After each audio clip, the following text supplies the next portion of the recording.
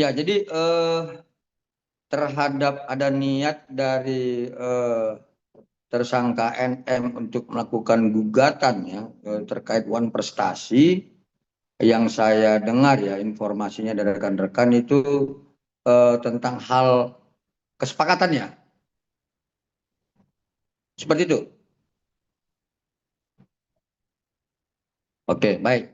Jadi begini, kalau sekarang kami terlampau prematur ya, terlampau dini untuk memberikan pendapat terhadap niat dari tersangka NM untuk melakukan gugatan puan prestasi terhadap klien kami. Itu yang pertama yang kami harus sampaikan. Yang kedua, terhadap gugatan itu kan hak dari setiap warga negara. Artinya, ketika tersangka NM melakukan gugatan dan memiliki dalil-dalil yang dianggap itu dapat membuktikan sebuah perbuatan non prestasi, itu sah-sah saja. Tetapi kemudian kami juga dari kuasa hukum Dr. Reza Gladis dalam perkara 7355 di Polda Metro Jaya, dalam hal ini nantinya kalaupun nanti kami tetap dikuasakan untuk menghadapi gugatan tersebut, sudah pasti kami akan memperkuat kedudukan hukum klien kami. Nah, artinya bahwa pada saat ini walaupun kami berpendapat masih prematur terhadap itu, yang pasti adalah kami berpendapat hak daripada klien kami terhadap uang prestasi yang disebutkan itu tidak tertuang atau tidak mempunyai kedudukan hukum. Ya, artinya apa? Kami berpendapat bahwa tidak ada kedudukan hukum tentang sebuah kesepakatan di situ. Karena one prestasi itu kan adalah terkait 1320 KUH Perdata. Artinya ada kedua belah pihak yang sepakat untuk melakukan sesuatu. Tapi kalau kemudian subjek dan objeknya adalah terkait apa yang sekarang sedang berjalan, kami anggap itu ya sesuai dengan apa yang sedang kami perjuangkan, itu masih kami anggap prematur. Seperti itu.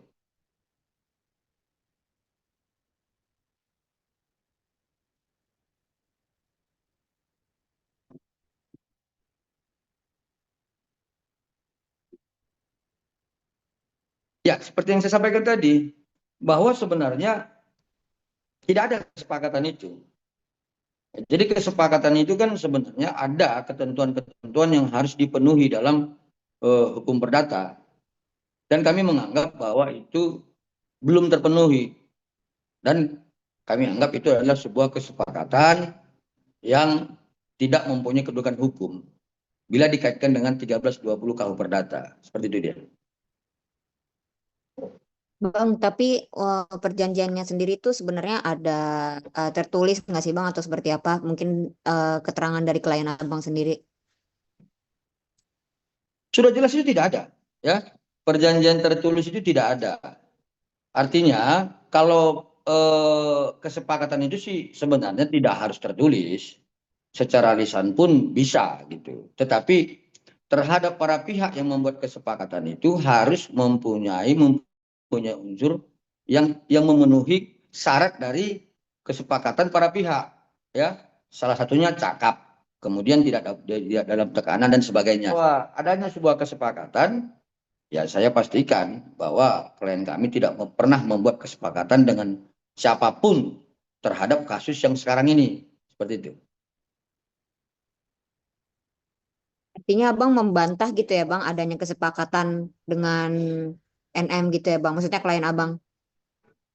Iya, ya kami pasti membantah karena tidak ada memang kesepakatan itu. Yang ada adalah bahwa klien kami pada saat itu merasa dirinya eh, tertekan dan kemudian harus memberikan sesuatu. Seperti itu.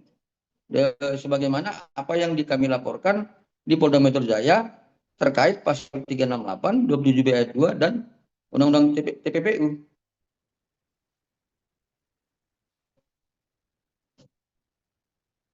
Ada lain?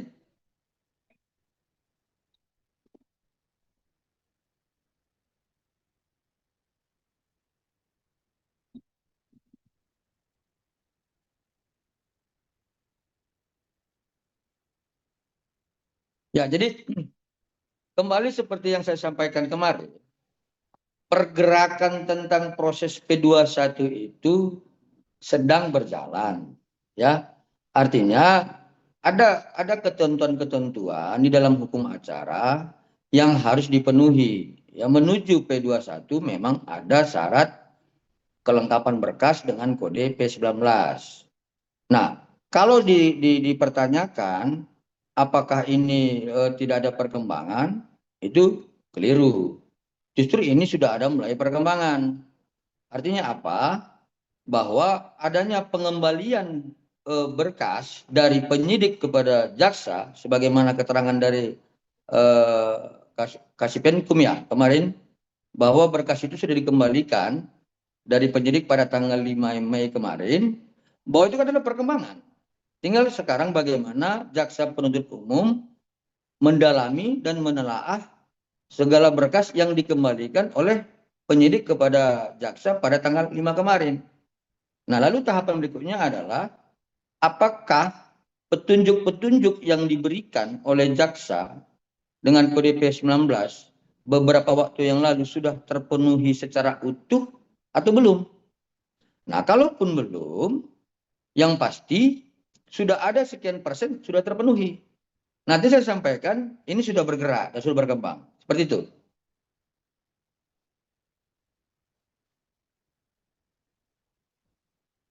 Ada lagi lain?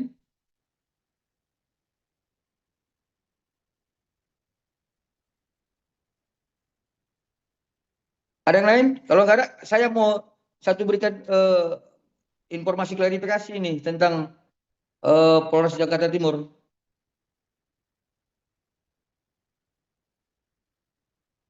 Ya, jadi setelah kemarin kami menyampaikan bahwa adanya laporan atas nama Dr. Samira terhadap klien kami, ternyata setelah kami lihat surat yang dilayangkan kepada klien kami dan dikirimkan klien kami kepada kami dalami tadi oleh tim, ternyata ada kekeliruan kami pada saat menganalisa surat tersebut.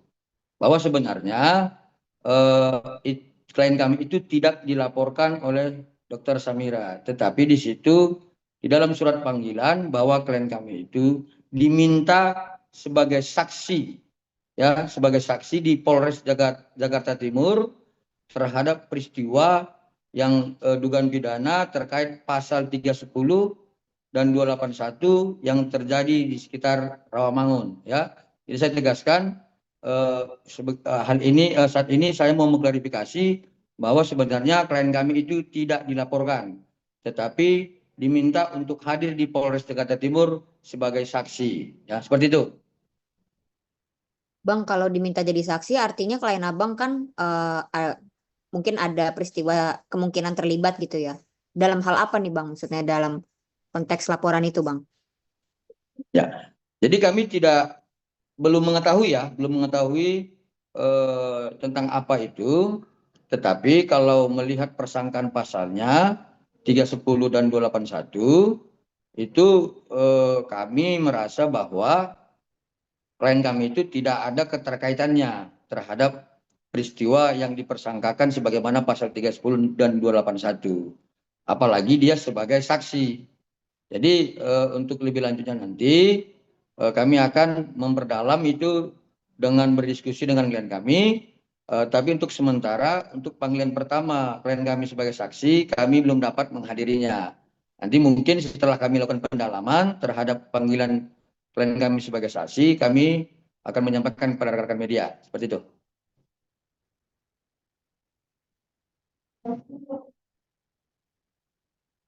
Ada lagi yang lain?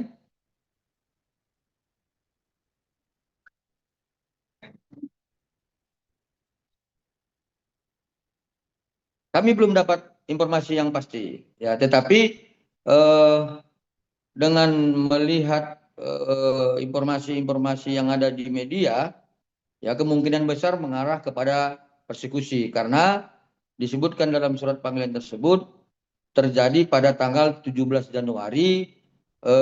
Saya lupa itu ya, tapi kejadiannya di rumah makan ya di sekitar Rawamangun.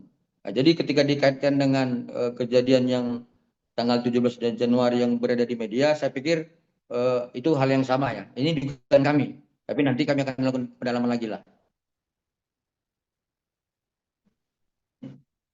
Yang lain?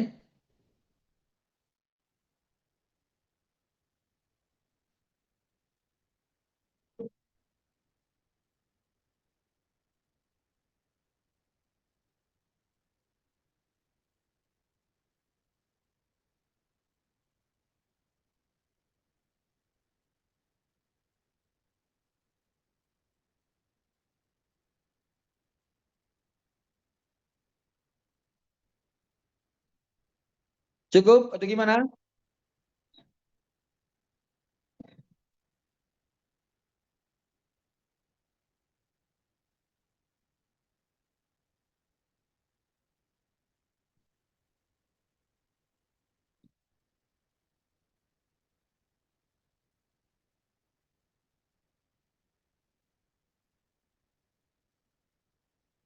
Ya, jadi terhadap laporan klien kami yang di Polda Metro Jaya, untuk saat ini kami dapat menyampaikan bahwa kami merasa klien kami sudah memberikan keterangan yang cukup, ya. Dalam artian kami berpendapat bahwa klien kami tidak akan dipanggil lagi untuk dimintai keterangan. Tetapi kalaulah nanti jaksa penuntut umum melakukan pendalaman lagi terhadap berkas yang sudah dikembalikan oleh penyidik, itu bisa-bisa saja, ya.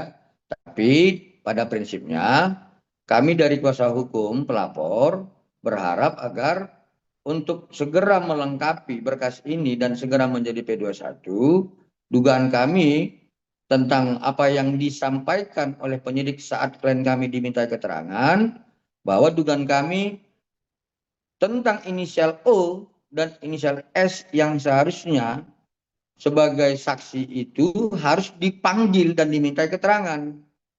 Jadi pendapat kami, ketika penyidik nantinya dengan segera mungkin memanggil saksi S dan saksi O untuk diminta keterangan, kami yakin bahwa ini akan segera P21. Seperti itu, rekan-rekan.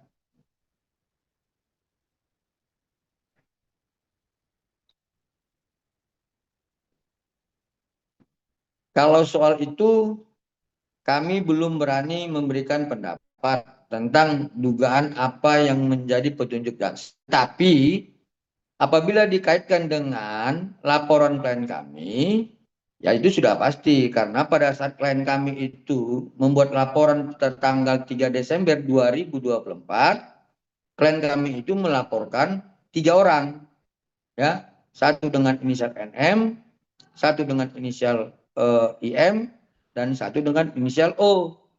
Lalu dengan proses pengembangan penyidikan, penyidik merasa perlu untuk memanggil dan diminta keterangan, salah satunya adalah dengan inisial S. Jadi sehingga kami berpendapat, ya ini pendapat kami ya, bahwa sebenarnya apa yang harusnya disampaikan oleh klien kami dengan peristiwa-peristiwa hukum yang dimaksudkan dalam persangkaan pasal di dalam kasus ini, ya kami berpendapat itu harus ada tersangka yang lainnya seperti itu. Tapi kalau tentang apa yang menjadi petunjuk jaksa, ya kami belum mengetahuinya. Tapi kalau dikaitkan dengan persoalan peristiwa hukumnya, laporan klien kami, dan kemudian tentang soal klien kami saat itu diminta keterangan 3 minggu lalu, kami berpendapat memang harus ada tersangka yang lainnya. Seperti itu.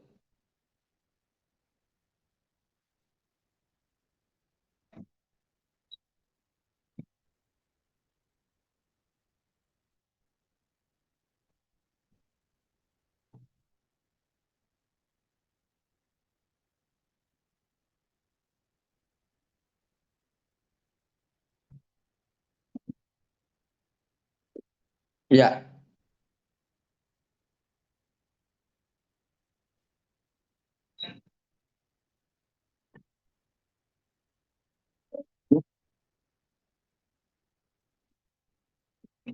ya jadi begini, saya perlu sampaikan kepada rekan-rekan ya. Sebenarnya dalam hukum acara itu, kami sebagai kuasa hukum pelapor dalam hal untuk melakukan upaya-upaya terkait tentang proses P21 dan sebagainya dan atau yang lainnya, kami itu mempunyai kewenangan yang terbatas. Ya, itu pertama yang harus kami sampaikan. Jadi kalau dipertanyakan apa yang akan kami lakukan, kami tetap akan berdiri kokoh di dalam ajas hukum formil kita, yaitu Undang-Undang Nomor 8 Tahun 81. Artinya bahwa bila dikaitkan dengan pasal 29 ayat 1 huruf B dan ayat 2, proses penahanan 20, 40, 30 dan 30 itu kan jumlahnya 120 hari. Maka proses di 120 hari ini kami berharap kepada jaksa penuntut umum agar lebih bekerja keras dan berkoordinasi dengan penyidik untuk melengkapi agar penyidik untuk melengkapi seluruh petunjuk-petunjuk yang diberikan jaksa. Dan kalau kemudian hal ini belum juga sesuai dengan harapan klien kami, ya harapan kami tinggal satu, ya nanti di persidangan kami berharap agar jaksa penuntut umum menyampaikan di dalam fakta-fakta persidangan tentang hal-hal apa yang harus dipenuhi oleh penyidik yang belum dipenuhi pada saat proses menuju P21 dan kemudian menyampaikan dalam majelis hakim untuk mengkaitkan peristiwa-peristiwa hukumnya dan kemudian meminta majelis hakim nantinya agar memerintahkan penyidik untuk menghadirkan saksi S dan saksi O, seperti itu.